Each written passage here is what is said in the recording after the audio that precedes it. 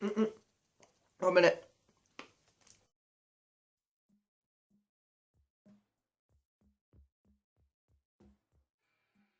Hello and yes, welcome to another video with me, Rockboy680. So today I'm going to be going over my entire Phil Collins collection, and when I say collection, I mean I'm not just going over the vinyls, because 2 of Phil Collins albums, of course, only put out on CD.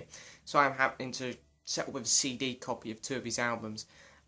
So all the albums that are available on vinyl from Phil Collins, I will be showing on vinyl.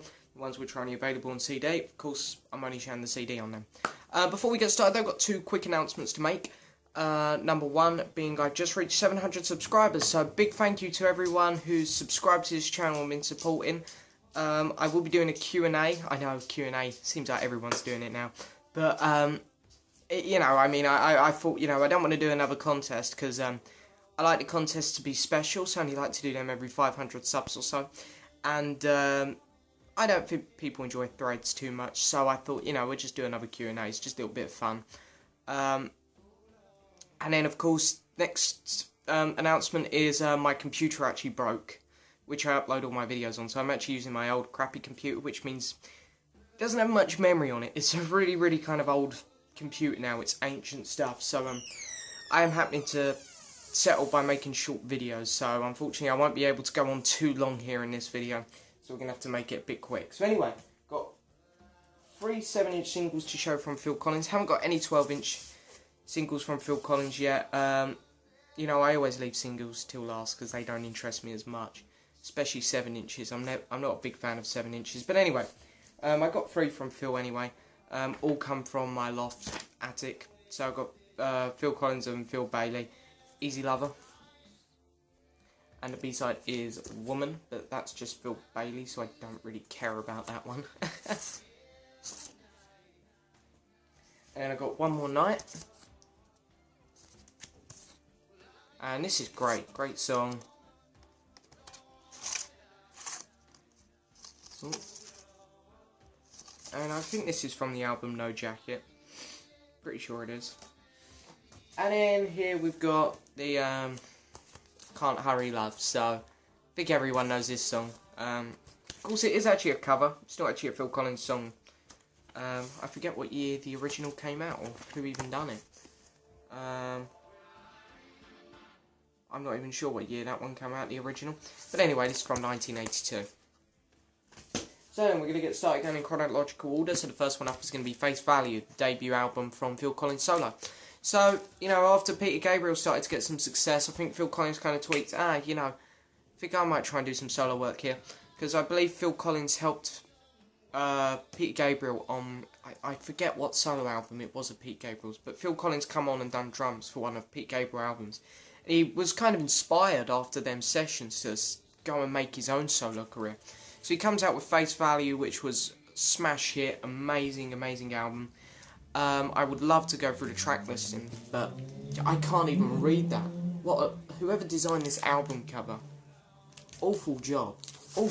So, anyway, let's have a look here. So, there's the album cover, awful back cover, and a nice gatefold. So, I think this plain inner sleeve, yeah. So then, what tracks we got on here? So you got In the Air Tonight, obviously amazing song. This Must Be Love, great. What else we got? So we look on the B side here. I Missed Again, that's a really good song. Loving Me Is Easy, that's a really good song. And he also covers a Beatles song, Tomorrow Never Knows. So, and he does a really good cover. I don't want to say it's better than the original, because it's not. And I don't want to say the original's better, because that's kind of obvious. When you're covering a Beatles song, it's like, alright, you're not gonna, no matter what you do, it's not gonna be better than the original. So you just got to do it as good as you can. And Phil Collins does a really good job. He does it justice. So yeah, great album. The opening track, In the Air Tonight, is just a classic. Love that song. So yeah. So after Face Value, Phil's still going for a pretty difficult time in his life, because during Face Value and of course his next album, he's got his whole divorce going on, And you can really hear a lot of emotions being put into that album. Kind of anger and stuff like that. So they are quite raw albums, his first two. And then, of course, he comes out with Hello, I Must Be Going, which is... I kind of look at face value and Hello, I Must Be Going as like part 1 and part 2. So, anyway, I love the album cover as a start. Don't it just look badass? Here's the back. So you can actually read the songs. And I kind of like the majority of Phil's albums, because they all kind of keep this theme, the same kind of text writing on the spines. Face value is also like that, which I'll show. Kind of the same kind of font used on the text, so that's really cool. And on this album you got I Cannot Believe It's True, really good song. Well, you got You Can't Hurry Love, really good. Through These Walls, I really like that song. So it's a really, really good track listing. I'll just take that out, show the gatefold. I kind of like the majority. I say majority because there's a couple Phil albums that let us down when it comes to artwork design. I kind of like most of them because they all keep very similar themes. So this is a really, really good album. For those who kind of like the mid-Genesis era, you know, Trick of the Tail, Wind and Wuthering, and then there were 3. These first 2 albums kind of sound pretty similar to them, that era of Genesis. And then when, after this album, it's like Phil's done with the divorce and whatnot, so Phil kind of moves on himself as well, and so does the music. So this is when you kind of get 80s Phil. Which some people dislike, which I don't really understand, because when it comes to the 80s, I do think Phil Collins was kind of the top man, because, not overall, you've got people like, the Bee Gees were very successful in the 80s, you got Madonna, how Madonna's there, I don't know, I'm only kidding, and then you got Michael Jackson, of course, with Thriller, but all of these artists were only doing like 2-3 albums each. Phil Collins had his own solo career, he had Genesis, he was producing up big artists like Eric Clapton as well. So as far as I'm concerned, when it comes to the 80s, Phil Collins was the man. Nearly forgot to show this. This is also my US pressing, which was a gift from my very good friend out there, James Larpham. Hey James, you're amazing. And it's still in shrink, so really, really cool. So, really nice. That's kind of like, my UK one's kind of like my playing one, the one which I'm allowed to wreck. And this is like my minty one, which I never touch. So, next one up, of course, is going to be No Jacket Required, which is one of the biggest albums of all time. It's really a hits compilation. It's kind of hard to say which ones on here are my favourites, because they're all so amazing. I'll just say the obvious ones. Sussudio, I love Inside Out, Long Way to Go, Only You and I Know, of course, skip that one, that's a really good track. One More Night, Don't Lose My Number. This is just an amazing record, really, really is breathtaking. However, again, they didn't keep with the lettering on the spine here, and they didn't give us a cool gatefold, so it's like, the music's amazing on here. This is his best music, this is his best album musically so far, by far. But just the artwork on the album, just, they've done it down here and stuff. It's just, I kind of like them all matching, and this one just doesn't. But anyway, it's a really good album. Then we move on to But Seriously.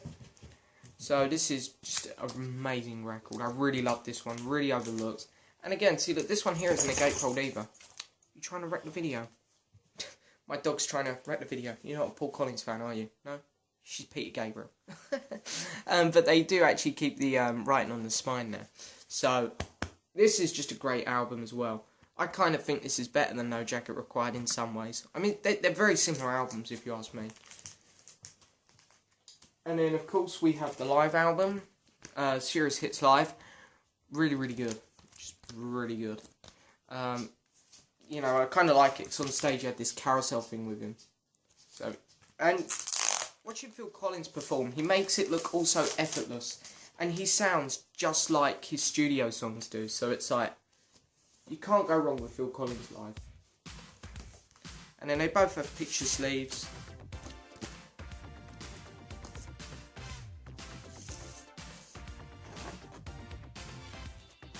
So yeah, really thin vinyl. But anyway, you know, this is a really good live album. So gotta recommend that one. And next one up is going to be quite a rare record on vinyl. His last, there's only 2 more records from Phil Collins left on vinyl now, and both of them are pretty rare actually. So I'm very, very grateful and lucky to have them. So, of course, this one up is Both Sides, which I just got in from Spain. This was the one I was waiting for to do the video. Great record, great, chucks full of songs again. And see, they kind of, no, they don't actually, they don't keep with the theme on the spine, but they keep with it everywhere else. So it's like, who is designing these records? But, you know, it's really, really good media content, really, really good. All the lyrics on the gatefold. And there's the record design, double vinyl. Just great, great stuff there. So, really recommend Both Sides as well. But of course, if you want it on vinyl, it's not mega rare, but it's not easy to get. You can get it for just under 30, around the 30 mark, but you're looking at ordering from Germany or Spain. And the next 2 albums, of course, only put out on CD, but I'm kind of pleased these are the CD albums, because these are the 2 albums which are my least favourites. So you got Dance Into the Light, which is really kind of an unusual cover for Phil. I think he's trying to dance, but he kind of looks like some Japan ninja. And then you got all the tracks on the back there. I can't really say which ones stand out to me. I do like the title track, but apart from that, they're all kind of very similar sounding. So, and there's the disc. So, not a bad album, but definitely not his. That's probably his weakest album in my opinion.